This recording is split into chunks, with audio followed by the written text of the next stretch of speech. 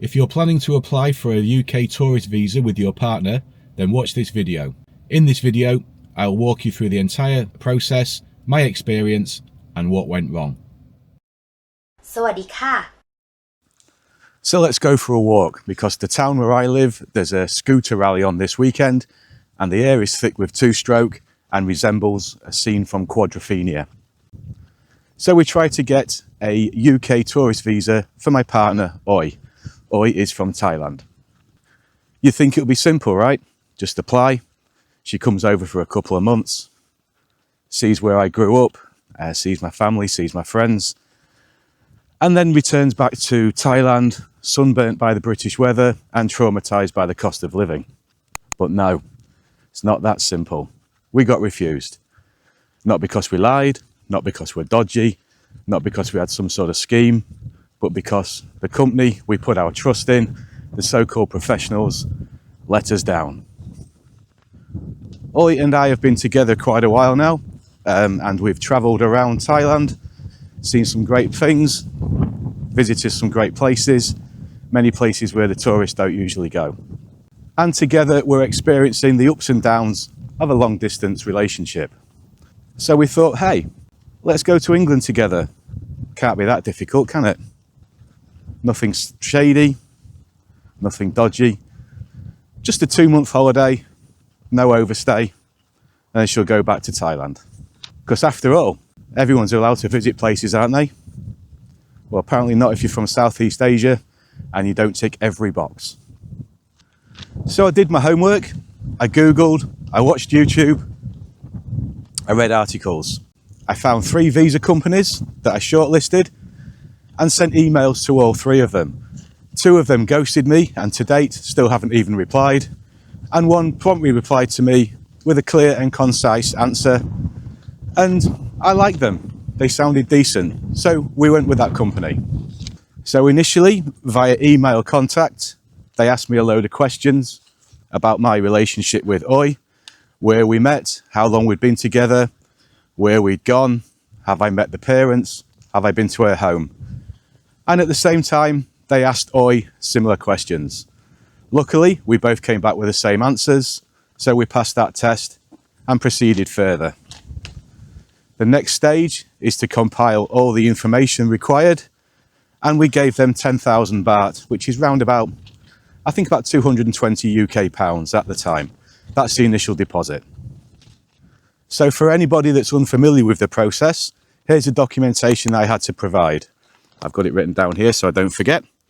I had to give them 6 months of my bank statements, 6 months of my pay slips, my current P60, my passport showing recent entries to Thailand, proof of my house ownership.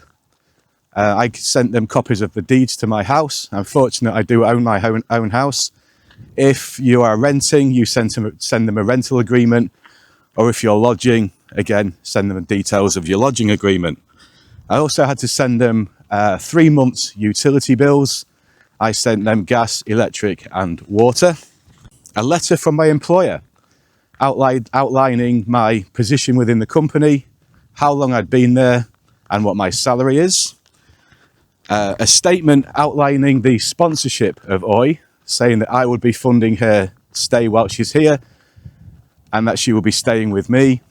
Also had to give them an itinerary of places we're going to be going, and also proof or intent of supplying a flight there and back. Also had to give them a minimum of 40 photographs. Further evidence they asked for, such as any invoices or receipts. I gave them hotel invoices for meals that we'd had together.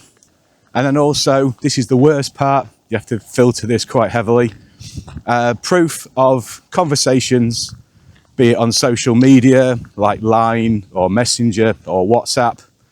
So that's what I had to send them. And Oi, she had to send her passport, her national ID card, proof of her address, the ID cards of both her parents. Now, bearing in mind, she's from up north, a family of rice farmers, so it's difficult for them just to go and photograph or scan them. So she had to get a relative to scan the ID cards. She had to give them proof of employment. Now, unfortunately, at the time of an application, Oi had just given her job up, but was in the process of giving details for a new job. So initially, at the time, she was classed as being unemployed. She also had to give them bank statements, again going back 6 months. Proof of any assets. This is quite key because the authorities do want proof that the person will be heading back to Thailand. Now, like a lot of girls over there, Oi does have a little bit of land. She has a small house. She has a car with the proof of the agreement for the purchase, or the payments for the purchase. And although it sounds daft, it does help. She's also got 2 dogs. Luckily for myself, Oi has no children, but in the grand scheme of things, this is possibly bad. And she also had to give 20 photographs as well, of us both together in different locations. So we gathered all the evidence. I put mine all into PDF format, which is a top tip if anybody's going to go and do this process. And also put 4 photographs per PDF page. I sent mine all as an email, instantly sent. Oi collated all hers together and visited the visa shop and handed it in person. So they now have everything about us, all our finances, our details of our relationship, everything. It's all laid bare. There's no privacy now.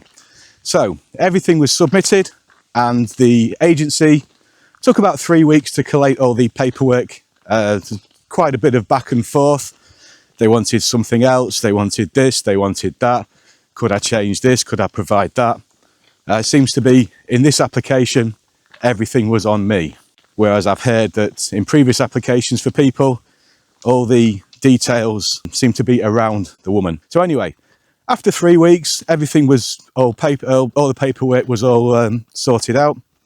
They then asked Oi if she could go to Bangkok to formally submit all the paperwork. Luckily, as part of the price, the company themselves, they take Oi to Bangkok. So she had to be formally dressed, hair done, all makeup, looking smart and presentable. She goes and hands all the paperwork in person. They take her biometrics and take some photographs. And then that's it. It's all submitted. So after 10 days, we get a letter back from the UK Embassy, or the agency that's working on their behalf, and the application was rejected. Looking further into it, and I'll show you the letter a little bit later in the video, unfortunately, the visa company hadn't done their job properly. This is what they had submitted. Again, I've written it down. There's no mention of Oi's new job. They just submitted the original unemployed status. No mentions of her assets, just that she's got a car. No proof of any updated finances regarding the fact that the new job she'd got was paying more money. No details of where she was staying in the UK. Not the fact that I'd already written a letter stating that she'd be living with myself. So after all, they must think she's going to be living under a bridge. And also had it down that she would be flying to the UK on her own. So when you think about it, an unemployed, single Thai lady travelling to England unaccompanied does not raise any red flags at all, does it? No, it doesn't. Absolute genius work there by the visa company. So obviously the application was rejected. So the company that we trusted and paid to submit all the details didn't do their job properly. Just probably handed it over to an office junior, fill in the paperwork, copy, paste, submit, bank transfer. Thank you very much. Best of luck. After all, you put your trust in the professionals, the people that do this every day.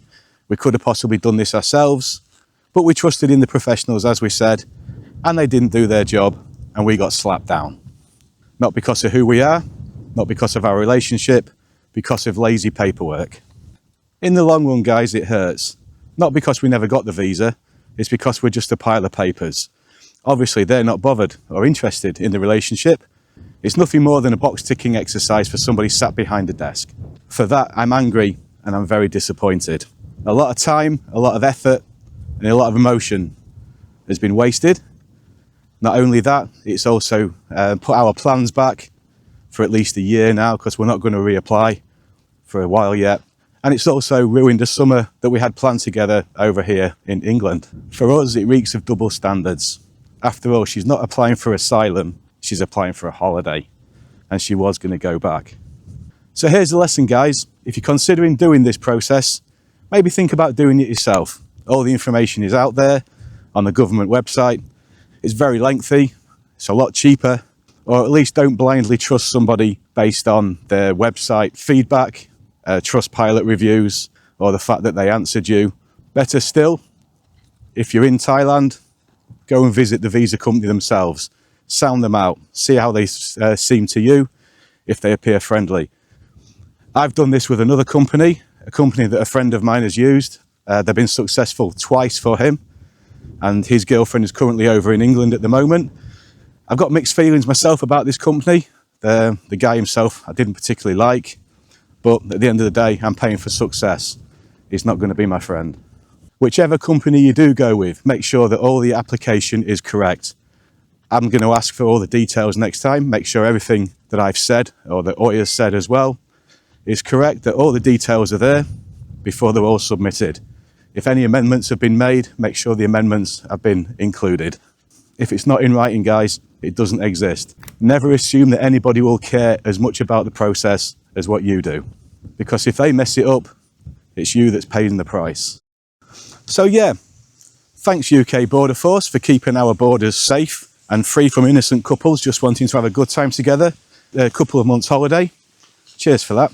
We're going to try again, this time with a more professional company. But until then, we still remain 9,000 kilometres apart. If you're new here, this channel's all about real life, travel, long distance relationships, the ups and downs of a long distance relationship, and the cold bureaucracy of trying to apply for a UK visa. Like, comment and subscribe. And if you've had the same experience, leave a comment. After all, misery loves company.